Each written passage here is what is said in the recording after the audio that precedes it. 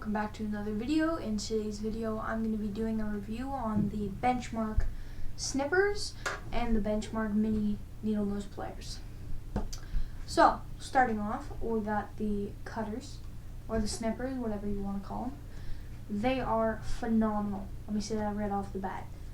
They are nice color. I like that color. I like black and red. And also the blade on them is amazing. Really, really good. I tested it on 5-pound mono, 20-pound mono, 50-pound mono, and 20-pound braid.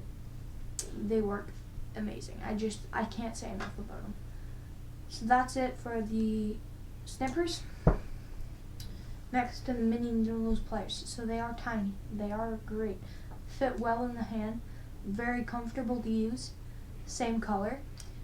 They've got a little cutting tool. A little cutting tool right there. And then they've got the needle nose bit.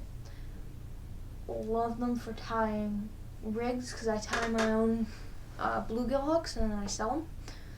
And yeah, but they're just great.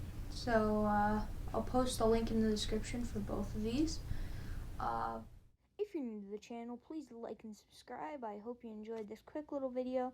Ring that bell notification so you get notified when I post new videos and you can watch them.